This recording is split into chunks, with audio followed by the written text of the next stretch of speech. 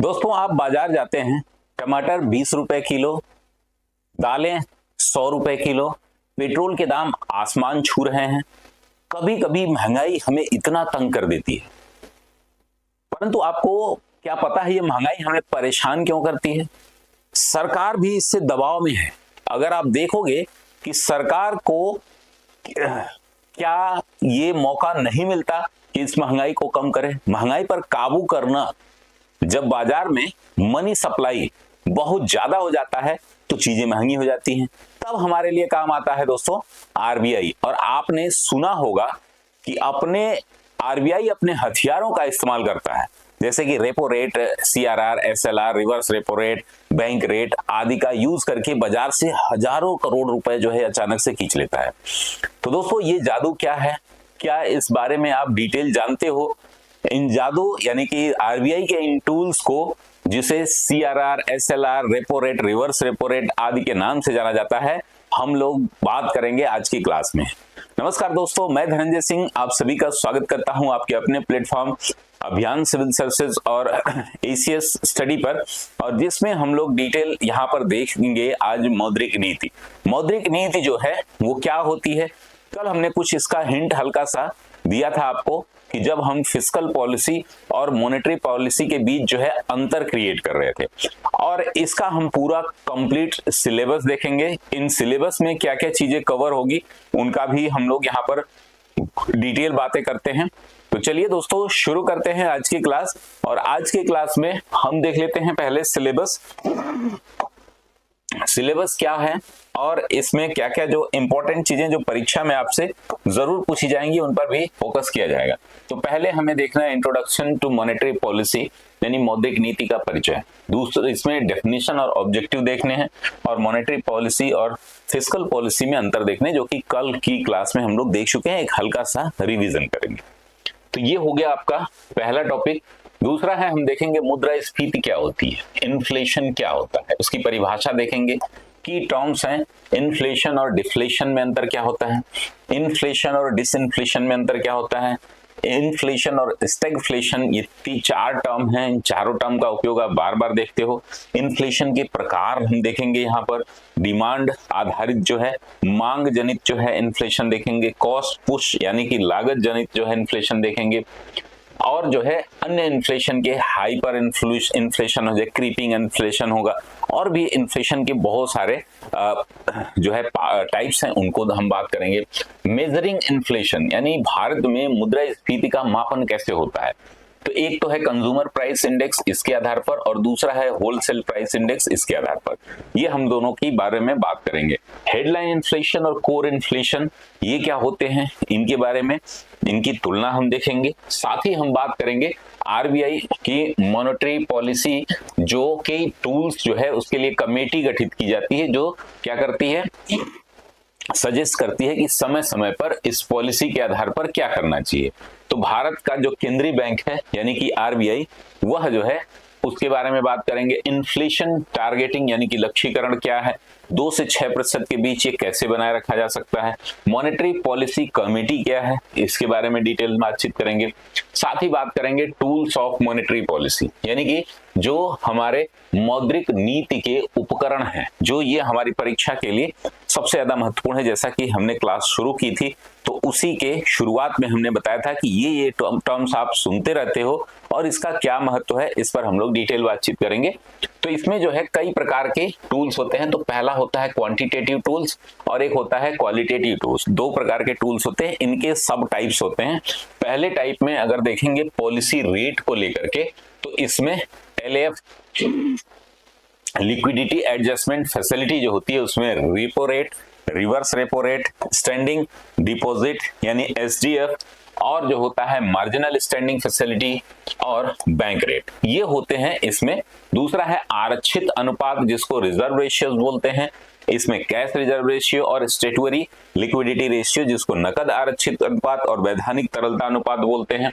उसके बाद हमारा एक ओपन मार्केट ऑपरेशंस होता है गवर्नमेंट सिक्योरिटीज को लेकर के, इस पर हम बात करेंगे।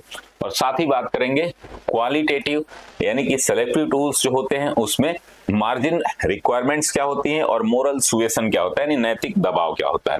उसके बाद हम मॉनेटरी पॉलिसी के ट्रांसमिशन, यानी कि हम कैसे ट्रांसमिट करें अपनी पॉलिसी को, कैसे जो है मैसेज करें आम जनता के बीच, तो वो जो है देखेंगे, इसकी डेफिनेशन देखेंगे, प्रॉब्लम्स इन ट्रांसमिशन, प्रसारण में समस्या देखेंगे, और की रिफॉर्म्स देखेंगे जिसमें MCLR यानी कि marginal cost fund based lending rate देखेंगे, 2016 में आया था ये, और EBLR external benchmark lending rate देखेंगे जो 2019 में आया था। साथ ही हम बात करेंगे मुद्रा आपूर्ति की, हाल जो मनी सप्लाई क्या होता है, मनी क्या होता है, मनी के कितने टाइप्स होते हैं, जैसे M0, M1, M3, इन तीनों को हम अलग अलग परिभाषित भी करेंगे। तो ये टोटल जो है आज की क्लास होगी। क्लास 1 घंटे से 45 मिनट से 1 घंटे की होगी, और इसको धैर्य से देखिएगा, यहां से आपके कई प्रश्न जो है सीधे परीक्षा में आ जाते हैं। दोस्तों, हमारे कुछ कार्यक्रम भी हैं, उन कार्यक्रमों से आप जुड़ सकते हो, जैसे कि हमारा एकलव्य बैच कल से शुरू हो गया है, जिसमें आपको गाइडेड बुक रीडिंग कराई जाएगी। अभी हमारी 4 बुक आप पढ़ रहे हैं, मॉडर्न इंडिया की बुक पढ़ रहे हैं, स्पेक्ट्रम, आपकी NCERT ओल्ड वाली, इसका टारगेट जो है कल आपको डिटेल में मैसेज किया जाएगा, अभी कल ही ये शुरू हुआ है, ठीक है ना। और दूसरा जो है इंडियन इकोनॉमी, जिसके बारे में आप देख लेंगे, इसमें रमेश सिंह पढ़िए,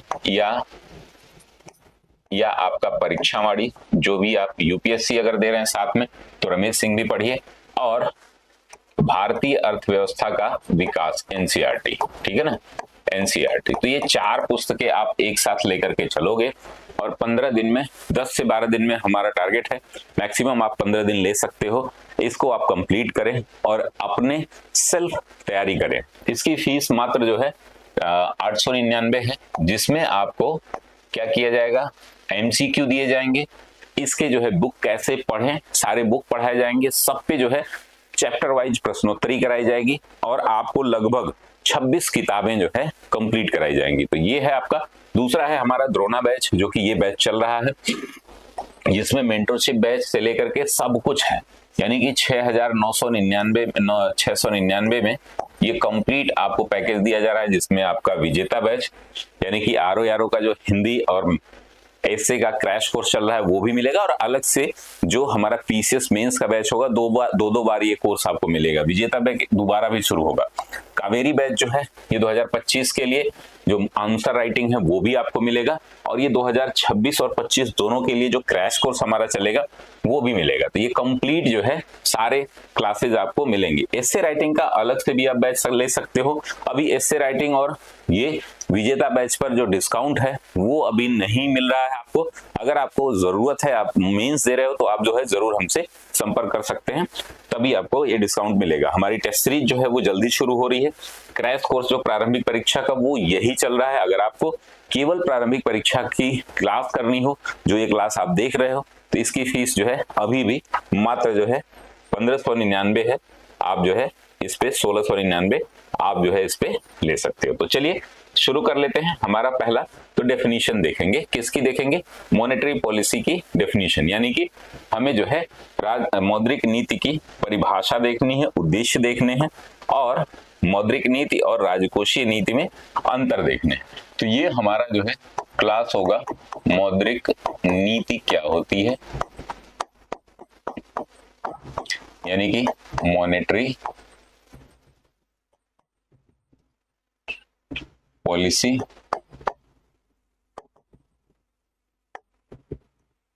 मॉनेटरी पॉलिसी, मौद्रिक नीति। अब इसमें 2-3 चीजें हमें पढ़नी होती हैं। पहला जो होता है इसकी परिभाषा हम देखेंगे, हिंदी इंग्लिश दोनों में ही, डेफिनेशन या परिभाषा। दूसरा जो है इसका उद्देश्य, यानी कि ऑब्जेक्टिव।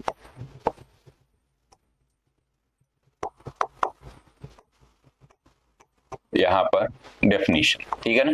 तो इसके बारे में बात करेंगे। और तीसरा जो है monetary policy and fiscal policy के बीच हम अंतर देखें, डिफरेंसेस देखें, ठीक है ना। ये जो है हमारा 3 मुख्य उद्देश्य। तो पहले हम समझ लेते हैं कि ये मॉनेटरी पॉलिसी होती क्या है। तो अगर हम हिंदी में बात करें तो जो मौद्रिक नीति होती है किसी देश के केंद्रीय बैंक, जो कि भारत के परिप्रेक्ष्य में आरबीआई है, द्वारा अपनाई की गई वह नीति जिसका उपयोग मैक्रो इकोनॉमिक्स यानी कि जो हमारा समष्टि आर्थिक जो समष्टि अर्थव्यवस्था होती है उसके लक्ष्यों को प्राप्त करने के लिए मनी सप्लाई या ब्याज दरों को नियंत्रित करने के लिए किया जाता है। यानी कि मौद्रिक नीति एक प्रकार की ऐसी नीति है जिसमें मैक्रो इकोनॉमिक टारगेट रखे जाते हैं। तो पहला क्या है कि कौन इसको बनाता है, यानी कि आरबीआई। अभी हम इंग्लिश में भी परिभाषा देखेंगे क्यों बनाता है, तो ये मैक्रो इकोनॉमिक टारगेट्स को प्राप्त करने के लिए। और तीसरा जो है वह किसके लिए, जो मैक्रो इकोनॉमिक टारगेट हैं वो कौन से हैं, तो मुख्य रूप से उसमें है इन्फ्लेशन है, इंटरेस्ट रेट है, मनी सप्लाई है। इसको कंट्रोल करने के लिए समष्टि अर्थशास्त्र जो होता है बोलते हैं, तो ब्याज दर आदि को नियंत्रित करने के लिए जो पॉलिसी बनाता है उसको हम बोलते हैं मौद्रिक नीति। ठीक है ना। तो ये एक प्रकार की क्या है, पॉलिसी, ठीक है ना।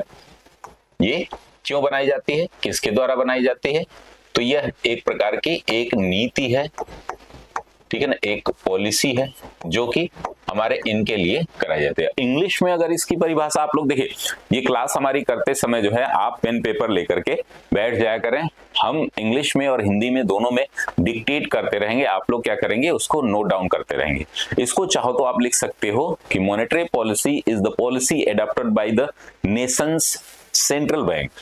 In Indian context, it is called RBI to control either the money supply or the interest rate to achieve macroeconomic objectives. Macroeconomic objectives को achieve करने के लिए जो हमारे देश के सेंट्रल बैंक यानी कि इंडिया के कॉन्टेक्स्ट में आरबीआई द्वारा जो बनाई गई पॉलिसी होती है उसको हम क्या बोलते हैं, मॉनेटरी पॉलिसी। क्लियर है ना। तो अगर आप इसका बेसिक उदाहरण देखें तो एक कार हम समझ लेते हैं, अगर इस कार को हम इकोनॉमी मान लेते हैं, ठीक है ना, कार एज ए इकोनॉमी, तो हमारा जो मौद्रिक नीति है वह क्या होता है, एक्सीलरेटर होता है, एक्सीलरेटर या ब्रेक भी हो सकता है, ठीक है ना। अब ये जो है मैंने बताया था ना कि कार को अगर आप चलाते हो तो कार को अगर जरूरत पड़ेगी अधिक स्पीड की, पंप करेंगे हम, उस पे क्या करेंगे हम, एक्सीलेटर को पंप करेंगे और कार तेजी से भागने लगी। उसी प्रकार से अगर किसी अर्थव्यवस्था में पैसे की जरूरत पड़ी तो क्या करेंगे हम, इंजेक्ट कर सकते हैं मनी। हम क्या कर सकते हैं, रेट्स को, जो बैंक रेट्स हैं, जो भी रेट्स हैं उसको कट कर देंगे, सस्ते कर देंगे, तो मार्केट में पैसा ज्यादा हो जाएगा और उससे जो है हमारी अर्थव्यवस्था दौड़ पड़ेगी। अगर अर्थव्यवस्था मार्केट में पैसा ज्यादा हो गया है तो एब्जॉर्ब मनी को एब्जॉर्ब करने के लिए हम क्या करेंगे, रेट्स को बढ़ा देंगे, हाइक कर देंगे रेट्स में, ठीक है ना। तो ये जो है ब्रेक के द्वारा कंट्रोल किया जाता है, यानी कि अगर एब्जॉर्ब करना है मनी को तो ब्रेक लगा देंगे, एक्सेलरेट करना है तो एक्सेलरेटर लगा देंगे, ज्यादा पंप करना है तो ये एकदम सिंपल है। अब इसके ऑब्जेक्टिव क्या होते हैं, ठीक है ना, तो ये आप बहुत आसान भाषा में समझने का प्रयास करिएगा। मैंने कोशिश की है कि आपके सभी टर्म्स, सभी कीवर्ड्स जो है यहाँ पर क्या हो, तैयार हूं। कोई भी टर्म अगर आपको समझ में नहीं आता है तो आप हमें कमेंट बॉक्स में जरूर बताइएगा। अब जो है ये क्या होता है कि इसके मुख्य उद्देश्य क्या होते हैं, ऑब्जेक्टिव क्या होते हैं, तो पहला ऑब्जेक्ट होता है, इसका ऑब्जेक्टिव होता है कि हम जो है चाहते हैं प्राइस स्टेबिलिटी यानी कि मूल्य स्थिरता। दूसरा जो है हम चाहते हैं मुद्रास्फीति यानी महंगाई पर नियंत्रण। और तीसरा जो हम चाहते हैं कि वह जो है आर्थिक विकास कर सके, ठीक है ना। तो ये जो है आरबीआई द्वारा जो है ये मैनेज किए जाते हैं, ठीक है ना। तो ये जो है संतुलन बनाए रखना, ठीक है ना, संतुलन बनाए रखना यानी कि अर्थव्यवस्था की ग्रोथ जो है स्टेबल रहे। आरबीआई को हमेशा महंगाई और समृद्धि के बीच संतुलन बनाना पड़ता है। इसके लिए हम बात करेंगे कि कैसे ग्रोथ रेट को मैनेज करें और हम जो है ग्रोथ रेट भी कम ना हो और महंगाई भी ना बढ़े। तो इसके प्रमुख उद्देश्य जो है वह 3 भागों में हम लिख सकते हैं। पहला क्या है, मूल्य स्थिरता।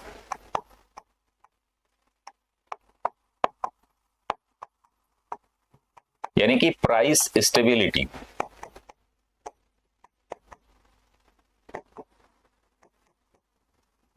दूसरा क्या है, दूसरा हो जाता है आपका, मैंने बताया था, इन्फ्लेशन को नियंत्रित रखना, यानी कि मुद्रास्फीति को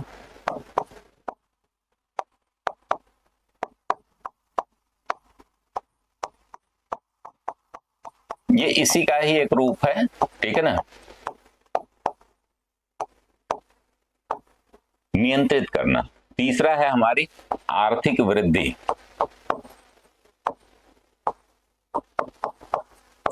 आर्थिक समृद्धि, जिसको हम बोलेंगे इकोनॉमिक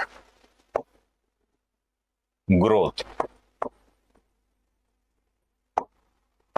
ये तीन जो है कंपोनेंट होते हैं जिसमें आपको मुद्रा स्थिरता यानी कि मूल्य स्थिरता को हम क्या ध्यान देंगे कि बैलेंसिंग एक्ट इसको निभाना पड़ता है।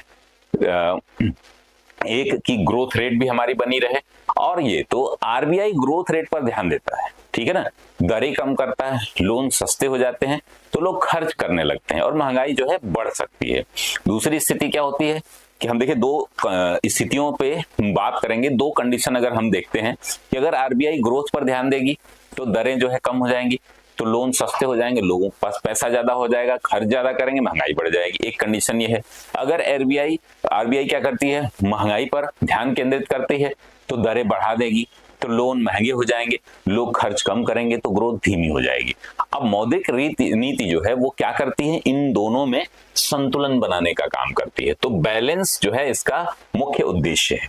अब अगर हम बात करें कि मॉनेटरी पॉलिसी और फिस्कल पॉलिसी में अंतर क्या है, इसको हम कल देख चुके हैं, एक एक करके हम थोड़ा सा यहां भी देखने का प्रयास करेंगे, आपको रिकॉल करा देते हैं कि इसका जो है मेन कौन करता है। तो मॉनेटरी पॉलिसी कौन करता है, आरबीआई करती है, जबकि ये जो है गवर्नमेंट करती है, फाइनेंस मिनिस्ट्री करती है, ठीक है ना। दूसरा है कि इसका लक्ष्य क्या होता है, तो हमने बता दिया कि इसका मेन लक्ष्य जो होता है आपका इन्फ्लेशन कंट्रोल होता है, ठीक है ना। इसका मूल लक्ष्य क्या होता है, मौद्रिक नीति और फिस्कल नीति में जब हम बात करेंगे तो इसका प्रमुख लक्ष्य जो होता है वह होता है कि जो मुख्य उपकरण होते हैं उनके माध्यम से, ठीक है ना, लक्ष्य इसका होता है कि मुद्रास्फीति को नियंत्रित करना है, ठीक है ना। और इसका मुख्य उद्देश्य होता है कि सामाजिक कल्याण, सोशल वेलफेयर और ग्रोथ रेट भी बढ़ाना, जिससे कि आर्थिक समृद्धि और सामाजिक कल्याण जो है इकोनॉमिक ग्रोथ और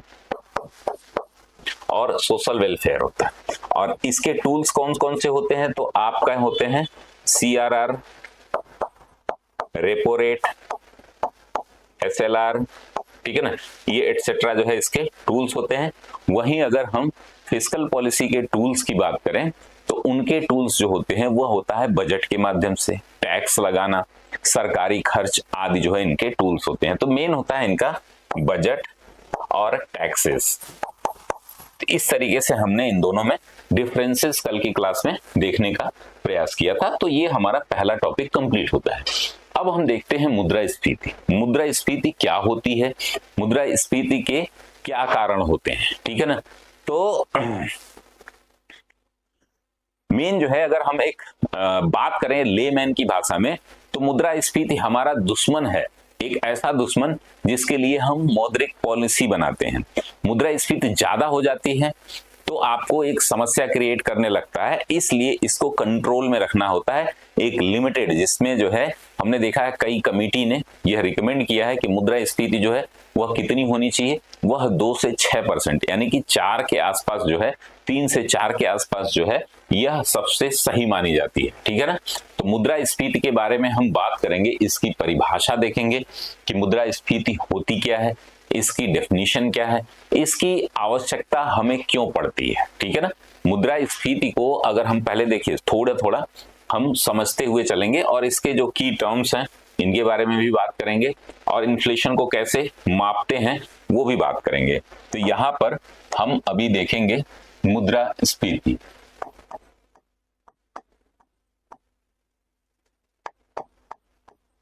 यानी कि इन्फ्लेशन।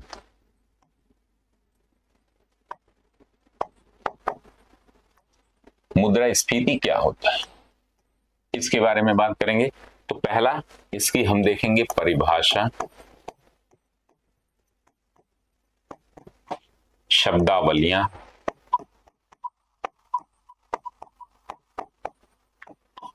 और प्रकार, इसके टाइप्स देखेंगे हम। मुद्रास्फीति होती क्या है इसके बारे में हम बात करेंगे।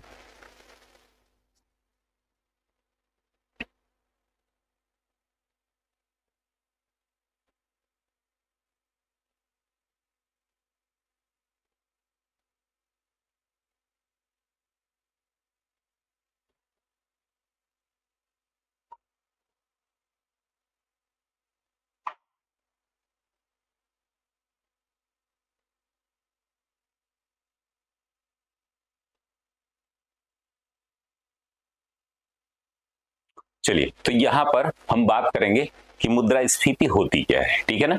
अगर हम मुद्रास्फीति का अर्थ जो हम देखेंगे, अर्थव्यवस्था में वस्तुओं और सेवाओं के सामान्य मूल्य स्तर में निरंतर वृद्धि है, जिससे मुद्रा की क्रय शक्ति में गिरावट आती है, ठीक है ना। बस इसकी परिभाषा हम देखेंगे कि मुद्रास्फीति का अर्थ है अर्थव्यवस्था में वस्तुओं और सेवाओं के सामान्य मूल्य स्तर में निरंतर वृद्धि, ठीक है ना।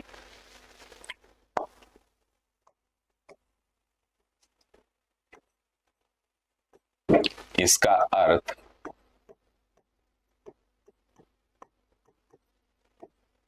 अर्थव्यवस्था में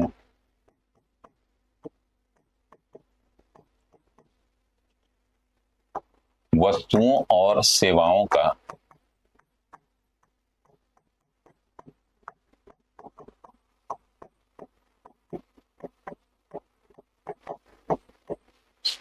के मूल्य में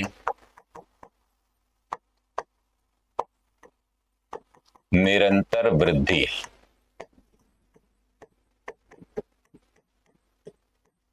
ठीक है ना।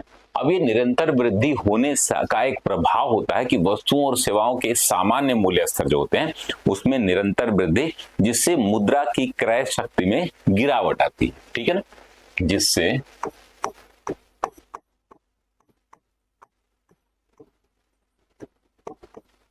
मुद्रा की क्रय शक्ति में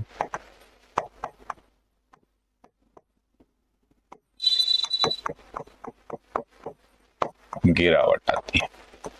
तो इसको आप लोग याद रखेंगे। एक डिफिनीशन है जिसको इंग्लिश में अगर हम बात करेंगे तो inflation is the sustained increase in the general price level of goods and services, general price level of goods and services in an economy leading to fall in the purchasing power of currency, यानी कि मुद्रा की purchasing power को ये घटाता है, ठीक है ना। इन्फ्लेशन क्या है, सस्टेन्ड इंक्रीज यानी कि लगातार वृद्धि है इन the general price level of goods and services, goods और सर्विसेज के जनरल प्राइस लेवल में एक सस्टेन्ड इंक्रीज जो क्या करता है, वह क्या करता है, वो which leads to the fall in the purchasing power of the currency, ठीक है ना। तो वह क्या करता है, परचेजिंग पावर में, करेंसी की परचेजिंग पावर में गिरावट लाता है। अब इसके समझने के लिए कुछ शब्दावलियां हैं। आप जो है अगर इसको हम लेमैन की भाषा में समझें, ठीक है ना। अगर हम एक तो मान लीजिए आपके पैसे की कीमत का कम हो जाना, ये क्या क्या महत्व है, मतलब 100 रुपया है तो 100 ही रुपया रहेगा ना।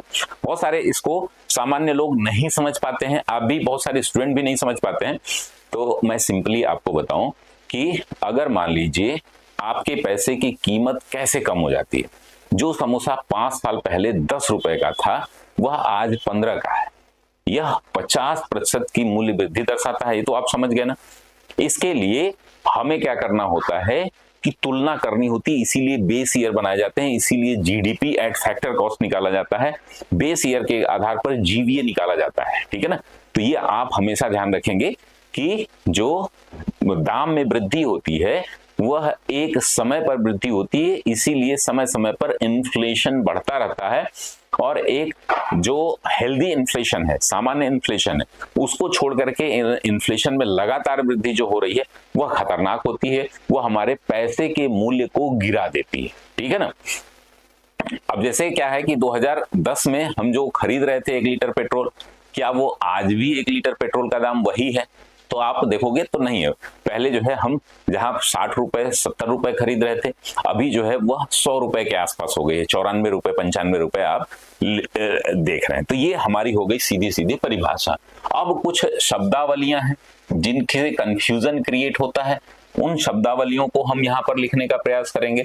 इन्फ्लेशन हमने समझ लिया, मुद्रास्फीति समझ ली, वैसे ही एक टर्म होता है डिफ्लेशन, जिसको हम बोलते हैं अवस्फीति।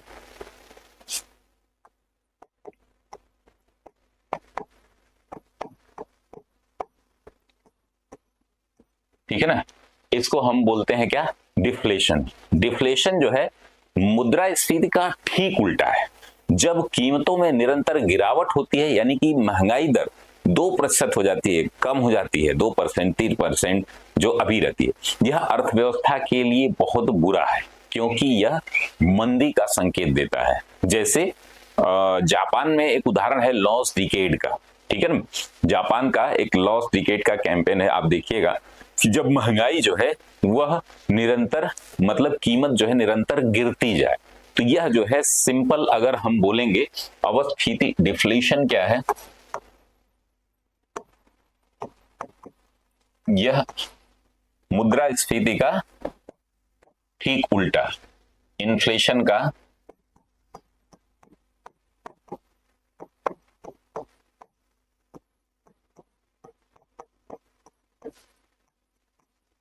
उल्टा। ठीक है ना। इसमें होता क्या है कि कीमतें लगातार गिरती हैं,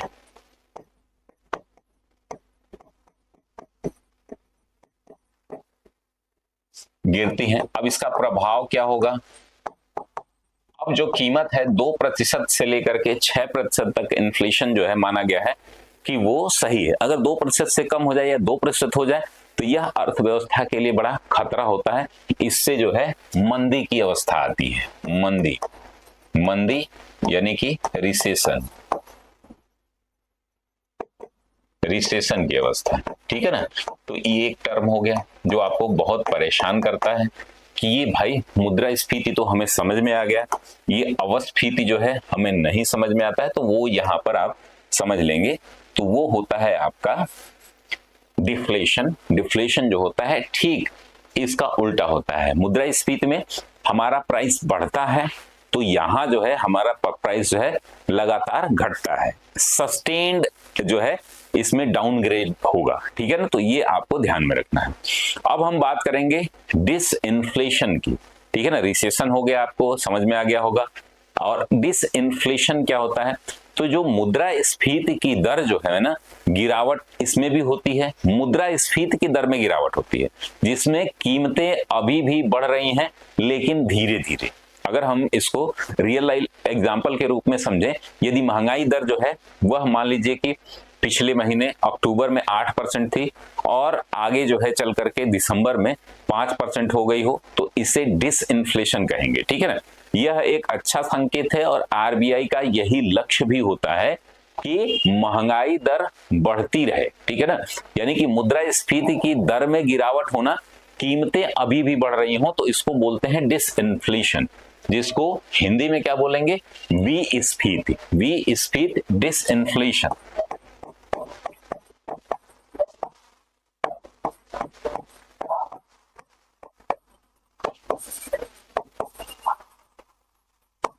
यानी कि ये इन्फ्लेशन की ही एक अवस्था है, लेकिन मार्केट के लिए, आरबीआई के लिए एक सही अवस्था है। इसमें क्या है कि मुद्रास्फीति की दर में गिरावट होना, कीमतों में लगातार वृद्धि, परंतु कीमतों में वृद्धि परंतु मुद्रास्फीति में गिरावट, यानी कि इन्फ्लेशन में गिरावट। अब ये कंडीशन ऐसा कैसे होगा?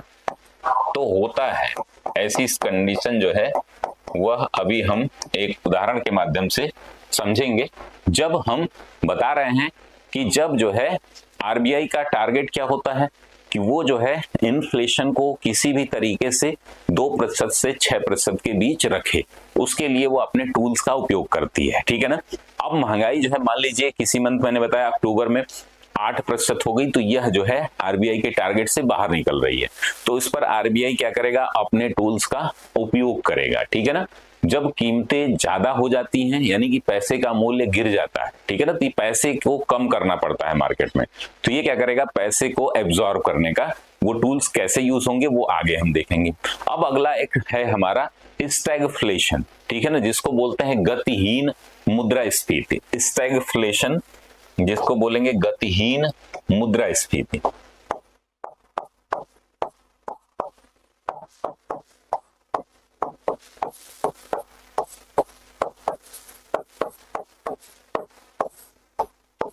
स्टैगफ्लेशन,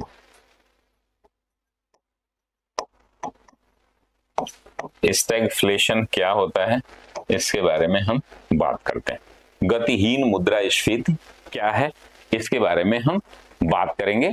अगर देखिए यह जो होती है अवस्था ना, किसी अर्थव्यवस्था के लिए सबसे खराब स्थिति होती है, ठीक है ना। इसमें तीन चीजें एक साथ होती हैं। पहला क्या है कि इसमें पहले ग्रोथ रुक जाएगी, जिसको हम बोलते हैं एक स्टैग्नेंट ग्रोथ, ग्रोथ रुक जाती है। हाई इन्फ्लेशन हो जाता है यानी कि इन्फ्लेशन बढ़ जाता है, और इसमें बेरोजगारी भी बढ़ जाती है। ये समस्या जो है जब ऑयल क्राइसिस हुई थी ना 1970 के दशक में, 1980 के दशक में, 1970 के आसपास आपके यूएसए में ये कंडीशन देखने को मिली थी। तो इसकी तीन कंडीशन होती है, ये अर्थव्यवस्था के लिए सबसे खराब स्थिति होती है, जिसको हम बोलते हैं स्टैगफ्लेशन, गतिहीन मुद्रास्फीति, जिसमें इस जो ग्रोथ है वह पूरी तरीके से रुक जाती है, यानी कि विकास जो है स्थिर हो जाता है। स्थिर वृद्धि, समृद्धि।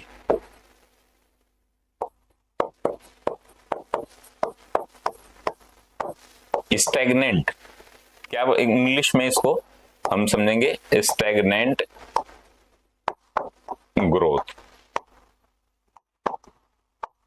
ये हो जाती है। वृद्धि जो है वह बिल्कुल स्थिर हो जाएगी। दूसरी कंडीशन क्या होगी कि इसमें महंगाई उच्च होगी, यानी कि हाई इन्फ्लेशन देखने को मिलेगी।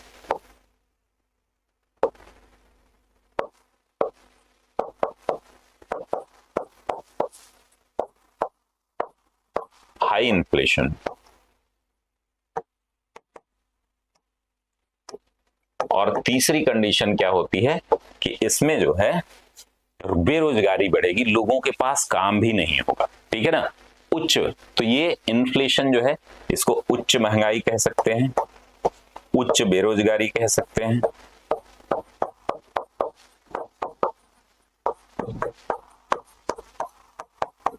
हाई अनएम्प्लॉयमेंट, तो ये आप ध्यान में रखेंगे। ये आपका पूरा एक आंकड़ा है। अब इसके प्रकार जो है हम अगले टॉपिक पर देखेंगे कि भाई इसके कौन कौन से प्रकार होते हैं। ये सारे टर्म्स हैं। इन्फ्लेशन की परिभाषा आपने देख ली, डिफ्लेशन की परिभाषा देख ली, डिसइन्फ्लेशन की परिभाषा देख ली, और स्टैगफ्लेशन की परिभाषा देख ली।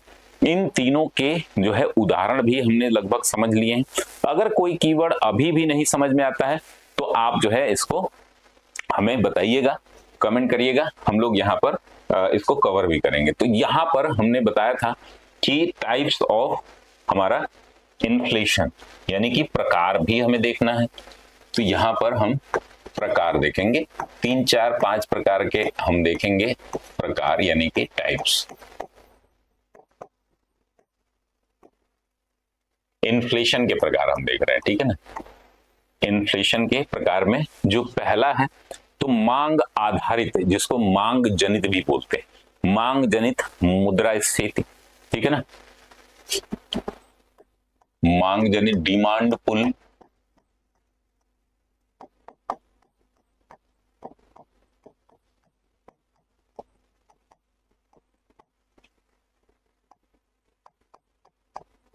जिसको हम क्या बोलेंगे, डिमांड पुल।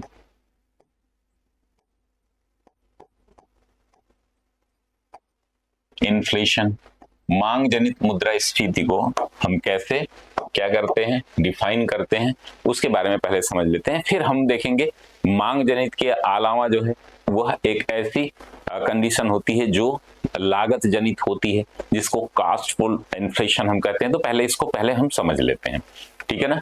जैसे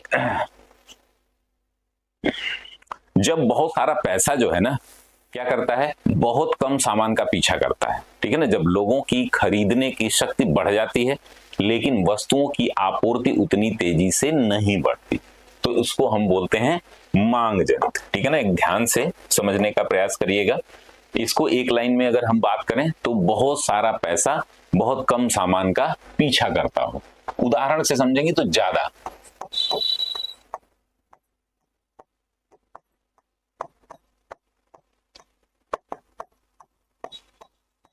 कम सामान का पीछा करता हूं।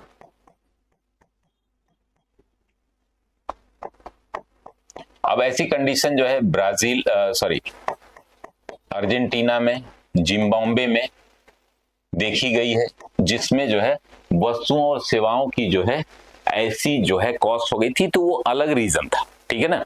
रियल लाइफ एग्जांपल में हम बात करेंगे कि जब 7वां वेतन आयोग हमारे यहाँ लागू हुआ था तो उसके बाद सरकारी कर्मचारियों का वेतन मान लीजिए कि बढ़ गया, तो वे कार, फ्रिज आदि की मांग बढ़ा देते हैं, जिससे कीमतें बढ़ जाती हैं। तो इसको जो है हम क्या बोलते हैं, मांग आधारित। अभी 8वां वेतन आयोग आएगा, 8वां वेतन आयोग आएगा तो जिसकी सैलरी 50,000 है वो लगभग 1 लाख के आसपास हो जाएगी या 80 के आसपास हो जाएगी, ठीक है ना। तो और उसका टीए, डीए और जो भी अदर जो मिलता होगा अगर, तो वो जोड़ करके लगभग 80-85 हजार रुपए अगर मिलने लगेगा तो लगभग उनकी सैलरी अगर डबल हो गई तो उनकी डिमांड बढ़ जाएगी। तो डिमांड बढ़ जाएगी तो वही मांग जनित हो जाएगी, ठीक है ना। तो ये आप याद रखिएगा कि जैसे ही सरकारी रोजगार चूंकि बड़ी मात्रा में है, ये तो बड़ी मात्रा में है, तो इसके लिए तो ये बहुत सारा सामान का पीछा करता है, बहुत सारा पैसा जो है कम सामान का पीछा करता है। तो ये इसको हम बोलते हैं डिमांड पुल इन्फ्लेशन। एक होता है कॉस्ट पुल, यानी कि कीमत जनित मुद्रास्फीति, ठीक है ना, कीमत जनित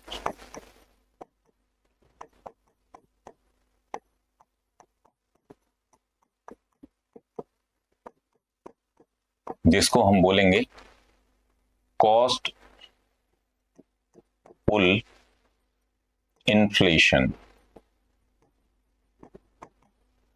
कॉस्ट पुल इन्फ्लेशन जो है वह क्या होता है, इसके बारे में हम थोड़ा सा ध्यान देंगे कि जैसे हमने वहां देखा था कि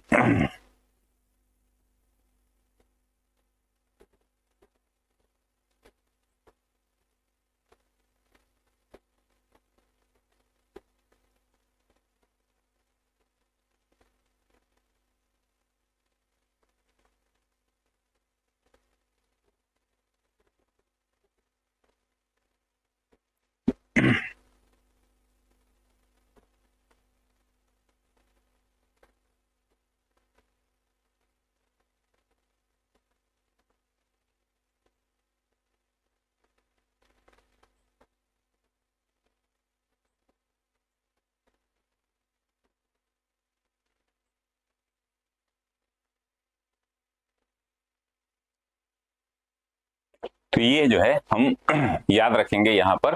तो अगर हम बात करें कॉस्ट पुल इन्फ्लेशन की, तो कॉस्ट पुल इन्फ्लेशन जो है अगर हम बात करें इसकी परिभाषा के बारे में, तो जब उत्पादन की लागत जो कॉस्ट ऑफ प्रोडक्शन होता है वो बढ़ जाए तो कंपनियां उस लागत को ग्राहकों पर लाद देती हैं। जैसे कि कोई भी आप कोई भी मान लीजिए शूज बनाना है, कोई भी पेन बनानी है, जो भी उस पे क्या होता है कि अगर उसका रॉ मटेरियल जो है सरकार ने बढ़ा दिया हो, कुछ ऐसा उसका कॉस्टली हो गया है, तो उससे कीमतें बढ़ जाती हैं। अगर रियल लाइफ एग्जांपल की बात करें तो जैसे कि जब रूस यूक्रेन जो है युद्ध होगा शुरू हुआ था, तो उसके कारण जो है अगर कच्चे तेल की कीमतें बढ़ जाती हैं तो भारत में पेट्रोल, डीजल, जो प्लास्टिक है, जिसके जितने भी डेरिवेटिव्स होते हैं वो सभी महंगे हो जाते हैं। तो कॉस्ट पुल इन्फ्लेशन इसको कहते हैं, जो क्या करता है हमारा, ये मुख्य रूप से दो हैं, वैसे इन्फ्लेशन के कई प्रकार हैं, ठीक है ना।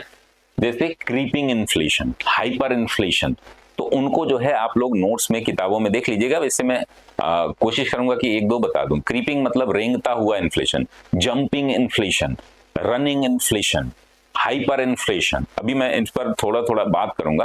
पहले जो है हम इसकी परिभाषा क्या लिख देंगे कि जो लागत जनित मुद्रास्फीति होती है वो क्या होती है। तो जब जो है उत्पादन की लागत के कारण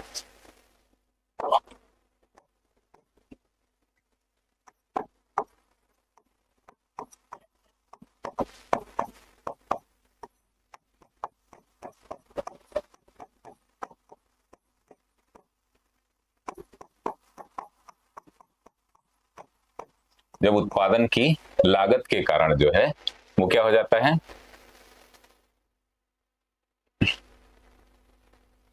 कीमतों में वृद्धि होती है। इसका उदाहरण हमने बताया कि अगर रसिया, इसको उदाहरण जरूर आप लोग लिख लिया करिए, ठीक है ना। रसिया यूक्रेन वार के समय जो है अगर हमने देखा कि तेल में वृद्धि हो गई, तेल के दामों में वृद्धि हो गई, तो इसके लिए कौन जिम्मेदार होगा? कच्चे तेल के आयल में तो उसमें प्लास्टिक से बने सामान, जो भी इसके डेरिवेटिव्स होते हैं वो भी, और भी प्रकार इसके होते हैं। मैं इसको समझाऊंगा नहीं आपको, एक एक line. Creeping inflation,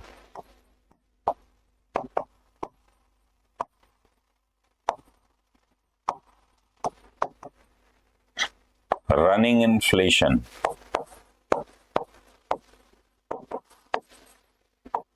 jumping inflation,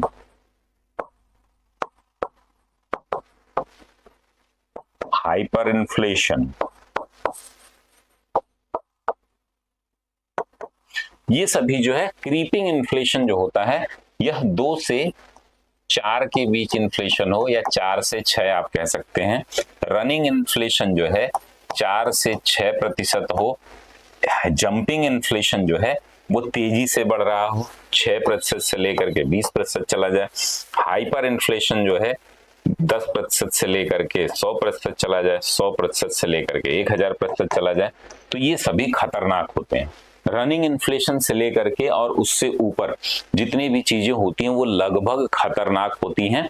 सब क्रीपिंग इन्फ्लेशन यानी इन्फ्लेशन को एक दायरे में रखना ही हमारे लिए सही होता है। तो ये सारा जो है इन्फ्लेशन के प्रकार हैं।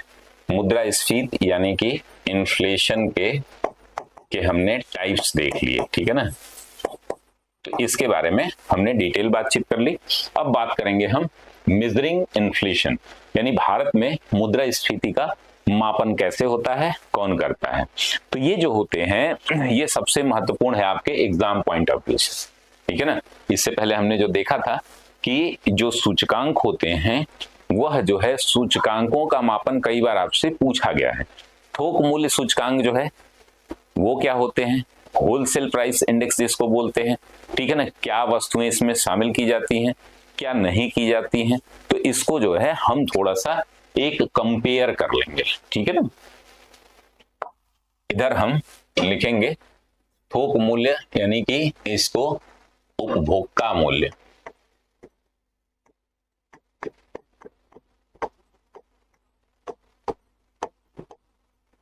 मूल्य सूचकांक, जिसको हम सीपीआई कहेंगे। इंग्लिश वाले समझ लें, इसको हम बोलेंगे कंज्यूमर प्राइस इंडेक्स, ठीक है ना। और ये जो है आपका थोक मूल्य सूचकांक,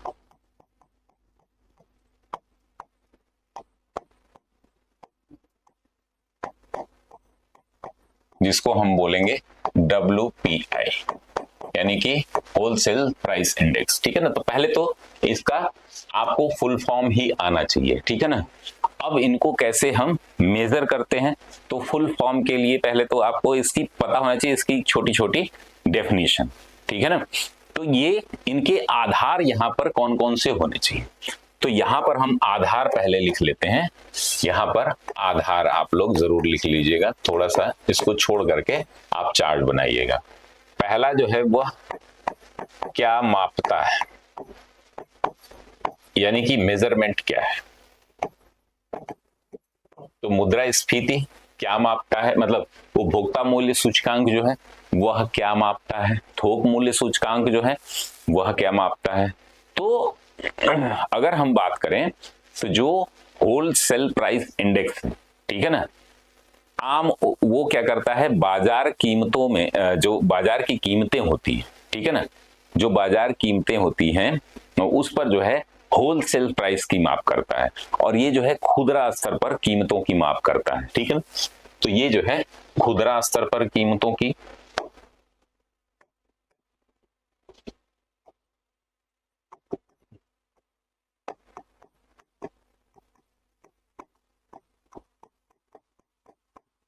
कीमतें मापना, और ये क्या करता है, होलसेल यानी कि थोक मूल्य पर कीमतों का मापन।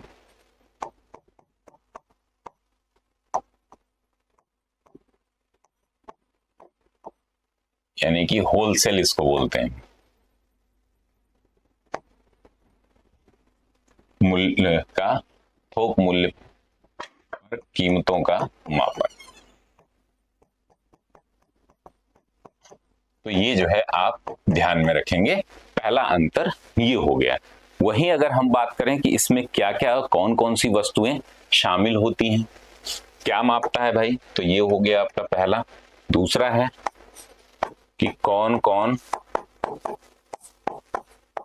वस्तुएं जो है शामिल की जाती हैं इसमें, ठीक है ना।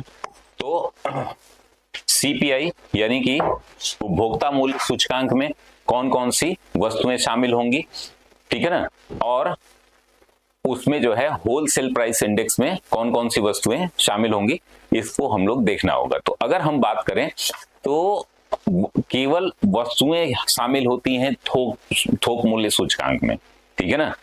थोक मूल्य सूचकांक में केवल वस्तुएं शामिल की जाती हैं, और यहाँ पर जो है कि वस्तुएं और सेवाएं दोनों, ठीक है ना। यहाँ पर वस्तु एवं सेवाएं दोनों शामिल की जाती हैं, ठीक है ना। यहाँ पर केवल वस्तुएं समाप्त, और इसका एक बास्केट होता है, ठीक है ना। इसमें जो है कोर वस्तुएं होती हैं कुछ, इसमें आधार वर्ष जो है वह दोनों का लगभग सेम है 2011-12, और इसका जो है बेस ईयर जो है थोक मूल्य सूचकांक का जो है, यहाँ पर अगर हम आधार वर्ष की बात करें तो ये 2012 है, 11-12, और ये जो है आधार वर्ष 2012 माना जाता है, ठीक है ना। अभी जो बेस ईयर हमारा बदलेगा 22-23 होगा 2026 में, तो इनका भी बेस ईयर बदलेगा, ठीक है ना। और तो अगर बेस ईयर की बात करें कौन जारी करता है, ठीक है ना, इसका अगला जो है यहाँ पर हम देखेंगे कि इनका तीसरे बेस ईयर हमने देख लिया। चौथा कौन जारी करता है,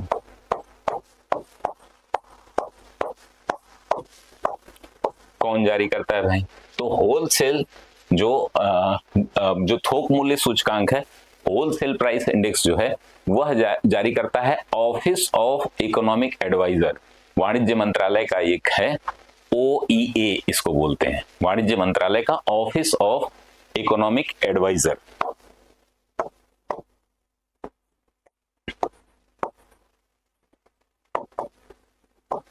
ऑफिस ऑफ इकोनॉमिक एडवाइजर ये जारी करता है। और यहां पर अगर हम बात करें तो यहां पर जो है हमारा NSO जो है, national statistical office, ministry of statistical and planning implementation जो है ये होता है, ठीक है ना। तो इसको आप लोग ध्यान में रखिएगा। तो ये जारी करता है NSO, नेशनल स्टैटिस्टिकल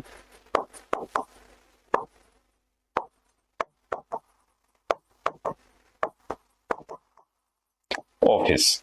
और ये किसके अंतर्गत आता है, तो ये आता है ministry of statistical and planning implementation, जो मंत्रालय होता है इसके अंतर्गत आता है, ठीक है ना। तो इसको आप लोग याद रखेंगे। ये जो है अगर हम आरबीआई का लक्ष्य क्या होता है? तो वो आरबीआई का लक्ष्य जो है वह मुख्य लक्ष्य होता है कंज्यूमर प्राइस इंडेक्स को कम करने का या इसको टारगेट करने का। यह आरबीआई का लक्ष्य नहीं है, ठीक है ना। यहां पर आप लिख सकते हो कि आरबीआई पांचवा जो है आरबीआई का लक्ष्य, तो ये होता है और ये नहीं होता है, ठीक है ना। तो ये कुल हमने देख लिया। इसमें अपने अपने एक बास्केट होते हैं, उनके माध्यम से काम चलाया जाता है। अब देखिए इन्फ्लेशन के दो और प्रकार हैं, हेडलाइन इन्फ्लेशन और कोर इन्फ्लेशन, ठीक है ना। हेडलाइन इन्फ्लेशन क्या होता है और कोर इन्फ्लेशन क्या होता है, इसको हम लोग थोड़ा सा हम देखेंगे। जैसे कि 2025 में अगर भारत में हेडलाइन इन्फ्लेशन सीपीआई की बात करें तो 1.50% होता है। 8 साल के बाद ये सबसे निचले स्तर पर आकर के हुआ है। तो ये आपको याद रखना है कि हेडलाइन इन्फ्लेशन क्या होता है, कोर इन्फ्लेशन क्या होता है। ये दो इन्फ्लेशन के टाइप्स हैं। इसको चाहो तो आप इधर भी कर सकते हो, ठीक है ना। इसको हम चाहो तो चार्ट में भी बना करके कर सकते हैं।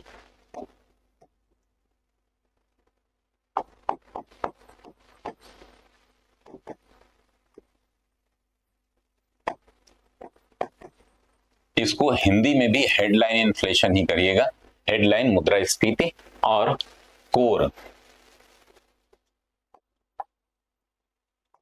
इन्फ्लेशन, ठीक है ना। इसमें इंग्लिश में नाम आप पढ़ेंगे ना, मुख्य मुद्रास्फीति, कोर मुद्रास्फीति, इधर उधर जो है आप भटक जाएंगे। तो इसको मैं आपसे सजेस्ट करूंगा कि बहुत सारे ऐसे टर्म्स हैं जिसको आप क्या करोगे, ऐसे ही याद करोगे। तो हेडलाइन मुद्रास्फीति क्या होती है, तो यह जो है ना कुल मुद्रास्फीति जो होता है उसको बोला जाता है, जो संपूर्ण मुद्रास्फीति होती है जिसे आप देखते रहते हो न्यूज़पेपर में, न्यूज आदि में। इसमें सभी वस्तुएं और सेवाएं शामिल हो जाती हैं, ठीक है ना। लेकिन होता क्या है, इसकी समस्या क्या है कि इसमें जो है ना वोलेटिलिटी बहुत होती है और स्थिरता बहुत होती है, क्योंकि इसमें ज्यादातर जो है ना खाद्य पदार्थ होते हैं, ईंधन होते हैं, जिनकी कीमतें जो है हमेशा बदलती रहती हैं। मौसम के आधार पर ये चीजें बदलने वाली हैं, ठीक है ना। कभी बारिश हो गई ज्यादा तो सब प्रभाव आ जाएगा। तो हेडलाइन इन्फ्लेशन के 2-3 पॉइंट हैं, 4 पॉइंट हैं, उसके बारे में अगर हम बात करेंगे तो ये जो है आपको याद हो जाएगी चीजें कि ये होता क्या है। तो इसमें जो है लगभग सभी वस्तुएं शामिल होती हैं,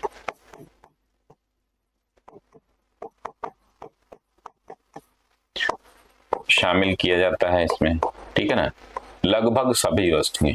इसकी एक समस्या है कि ये जो है अस्थिर होती है, ठीक है ना। इसमें लगभग सभी वस्तुएं होती हैं। इसको हम टोटल इन्फ्लेशन के भी नाम से जान सकते हैं। क्या? टोटल इन्फ्लेशन, ठीक है।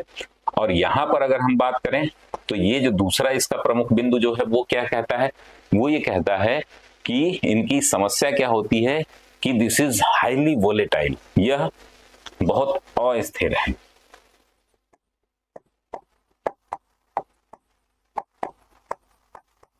अब ये अस्थिरता जो है, क्यों वोलेटाइल आप लिख सकते हैं, वोलेटाइल, हाईली वोलेटाइल होते हैं। ये अस्थिरता क्यों होती है? ये होती है आपकी फूड और फ्यूल के कारण, जो कि एक्सटर्नल फैक्टर पर ज्यादा डिपेंड करता है, मौसम पर, युद्ध पर, और भी कोई बाह्य जो है ऐसा समस्या आ जाएगी। अगर हम बात करें वर्तमान डेटा की, सितंबर 2025 में जो हमारा 8 साल का सबसे निचले स्तर का हेडलाइन इन्फ्लेशन रहा है, ये हमारे लिए अच्छी बात है। वहीं कोर इन्फ्लेशन जो होता है ना, वह कुछ और नहीं होता है, ठीक है ना। कोर इन्फ्लेशन में अगर हम बात करें कोर मुद्रास्फीति की,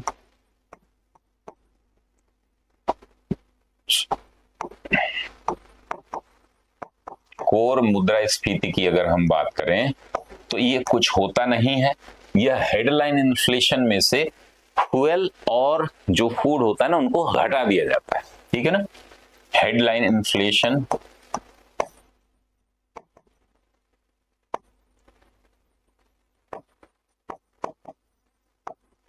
माइनस फूड एंड फ्यूल। ये जो ईंधन होता है और ये आपका खाद्य पदार्थ होते हैं, यह वोलेटाइल होते हैं। तो ये जो है जो अस्थिर चीजें होती हैं उसको घटा दिया जाता है। तो इसमें जो है जो इनकी वोलेटिलिटी कम हो जाती है। तो कोर मुद्रास्फीति जो है आरबीआई के कारण बहुत काम का होता है, क्योंकि इस पर नीतिगत पॉलिसी मेकिंग के रूप में इसको अपनाया जाता है। ठीक है ना। तो जैसे हम बात मारते हैं कि जैसे घर का किराया है, कपड़ों की कीमत है, जो क्या होते हैं कि जल्दी नहीं बदलते हैं। ठीक है ना। आप घर का किराया है तो आपका 1 साल बाद ही बदलेगा। यानी मान लीजिए कि आप 10,000 रुपए रेंट दे रहे हो किसी फ्लैट का, तो अगले साल ही जाकर के उसका 10% इंक्रीज होगा। तो वो वोलेटाइल नहीं होते हैं। वो किसी ऐसा नहीं है कि 3 महीने बाद आपको जो है आपका मकान मालिक बोले कि नहीं नहीं आप जो है 12,000 कर दीजिए रेंट। कहीं कहीं होता है, दिल्ली जैसे जगहों पर जहां पर बहुत ज्यादा डिमांड होती है, तो वो एक्सेप्शन है। ठीक है ना। तो आपको क्या करना है कि ये जो है आरबीआई के काम की चीज है। आरबीआई इस पर जो है काम करता है और इसी पर रिपोर्ट जारी करता है कोर इन्फ्लेशन पर, जिसमें हाईली वोलेटाइल चीजें जो है वह निकाल दी जाती हैं। तो यह जो है आपके लिए बहुत ही इंपॉर्टेंट हो जाता है। तो ये आपको ध्यान में रखना है। अगला हम देखेंगे आरबीआई की मौद्रिक नीति। ठीक है ना। आरबीआई की मौद्रिक नीति जो है वो क्या है, और भारत का जो है केंद्रीय बैंक जो है जिसकी स्थापना कब हुई थी आपका 1935 में। 1935 में इसकी स्थापना हुई थी, आजादी से पहले। राष्ट्रीयकरण जो है इसका 1949 में हुआ था। मुख्य कार्य जो है मौद्रिक नीति बनाना, मुद्रा जारी करना। सरकार का बैंकर, बैंकों का बैंक विदेशी मुद्रा का प्रबंधक होता है। इन्फ्लेशन टारगेटिंग इसका मुख्य लक्ष्य होता है। भारत सरकार और आरबीआई के बीच 2015 का समझौता है कि टारगेट आरबीआई को सीपीआई जो कंज्यूमर प्राइस इंडेक्स है मुद्रास्फीति का 4% पर रखना है, जिसे ±2 का टॉलरेंस बैंड है। यानी कि 2 से 6% के बीच जो है, यह 3 से 4% है तो वो बेस्ट मानी जाती है मुद्रास्फीति। ठीक है ना। उसके बाद मॉनेटरी पॉलिसी कमेटी होती है हमारी, जो क्या करती है वह डिसाइड करती है। ठीक है ना। आरबीआई जो है इन्फ्लेशन को टारगेट करने के लिए, जैसे 2015 में उर्जित पटेल जी की एक समिति बनी थी। ठीक है ना। उनकी सिफारिश पर भारत सरकार ने आरबीआई के बीच जो समझौता हुआ था उसको हम लक्ष्य के आधार पर देखते हैं, टारगेट के आधार पर देखते हैं। ये उर्जित पटेल कमेटी का नाम आपको याद रखना है। यहाँ पर जो समिति बनी थी, जो ये दिया था इसने, ये जो है उर्जित पटेल कमेटी।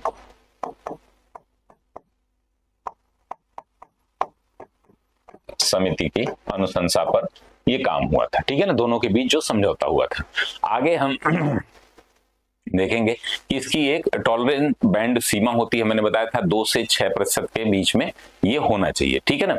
अगर आरबीआई इसमें फेल हो जाता है तो क्या होता है, यदि महंगाई जो है लगातार 3 तिमाहियों तक, यानी कि 3 क्वार्टर तक 6% या उससे ऊपर रहती है, ठीक है ना, या 2% या इससे नीचे रहती है, ठीक है ना, तो उसके लिए आरबीआई को एक रिपोर्ट बनाकर सरकार को प्रस्तुत करनी होती है। ठीक है ना। मॉनेटरी पॉलिसी एक कमेटी होती है, वो क्या करती है, 2016 में इसको स्थापित किया गया था। 6 सदस्यीय समिति होती है जिसमें मुख्य रूप से रेपो रेट डिसाइड करती है, और भी अन्य चीजें जो है इसमें काम होते हैं, जैसे reverse repo rate, bank rate जो है। तो इसमें जो है कुल टोटल जो है 6 सदस्य होते हैं। एक आरबीआई का गवर्नर होता है जो इसका चेयरमैन होता है, 3 आरबीआई से होते हैं और 3 सरकार से नियुक्त किए जाते हैं। ठीक है ना। आरबीआई का जो गवर्नर होता है उसका डिप्टी गवर्नर और एक और अधिकारी जो है जो आरबीआई डिसाइड करे, और 3 सदस्य सरकार के होते हैं। 4 साल के लिए इनको नियुक्त किया जाता है। अर्थशास्त्री होते हैं जो सरकार की मदद करते हैं। अगर इनकी कार्यप्रणाली की बात किया जाए तो हर 2 महीने पर इनको बाई मंथली जो है इनकी बैठक होती है। रेपो रेट तय करते हैं ये 3-3 जो है, अगर 3-3 एक साथ मतलब हो जाए तो ये टाई हो जाता है। आरबीआई गवर्नर के पास जो है इसका कास्टिंग वोट होता है, निर्णायक मत जो होता है, तो इसलिए जो है इसको आप जो है ध्यान में रखेंगे। कास्टिंग वोट जो है किसके पास होता है, आरबीआई के गवर्नर के पास। अगर 3-3 का टाई हो जाता है तो आरबीआई इस पे करता है। अब जो है हम देखेंगे अगली क्लास में, चूंकि ये क्लास बहुत लंबी हो जाएगी, हम जो है मॉनेटरी पॉलिसी के टूल्स देखेंगे, ठीक है ना। कल की क्लास में भी इसको हम लोग कवर करेंगे, जिसमें repo rate, reverse repo rate, standing deposit facility, अन्य चीजों पर बात करेंगे। दोस्तों ये कार्यक्रम आपको कैसा लग रहा है आप लोग जरूर कमेंट बॉक्स में बताइएगा। और ये नोट्स और पीडीएफ जो है आपको हमारे टेलीग्राम ग्रुप और फ्री व्हाट्सएप ग्रुप में दिए जा रहे हैं। ये क्लासेस फ्री हैं। अगर आप केवल क्लासेस करना चाहते हो तो ये आप आराम से हमारे यूट्यूब चैनल पर देख सकते हो। और वो सारी क्लासेस तो नहीं मिलेंगी, लेकिन लगभग हमारे 70% के आसपास क्लासेज यहाँ पर मिल जाती हैं। बहुत सारे कुछ बीच बीच में 2-4 क्लासेज आपको नहीं मिल सकती हैं, तो उसके लिए जो है आप हमारे इन बैचेस से ज्वाइन कर सकते हो। ये बैच हमारा अभी जो है मात्र 6,699 में है, जो कंप्लीट आपको पूरे 8 के 8 पेपर, मुख्य परीक्षा के लिए, प्रारंभिक परीक्षा के लिए, हिंदी निबंध, सारे सब कुछ इसमें कंप्लीट है। जितने भी कार्यक्रम हमारे यहाँ चलते हैं सब कुछ आपको वहां पर मिलेगा। टेस्ट सीरीज, प्रारंभिक परीक्षा की, मुख्य परीक्षा की, सब कुछ यहाँ पर मिलेगा। अगर आपको कोई भी समस्या आती है तो यहाँ पर नंबर दिया हुआ है, डिस्क्रिप्शन बॉक्स में हमारा फ्री ग्रुप का लिंक दिया हुआ है, आप सभी ज्वाइन कर सकते हो। तो मिलते हैं हम लोग अगली क्लास में, तब तक के लिए धन्यवाद।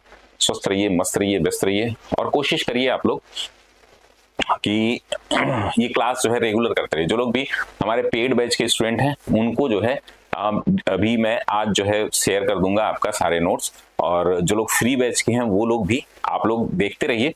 कोई किसी भी प्रकार की समस्या आती है तो कमेंट बॉक्स में भी आप पूछ सकते हैं। तो बहुत बहुत धन्यवाद आप सभी का।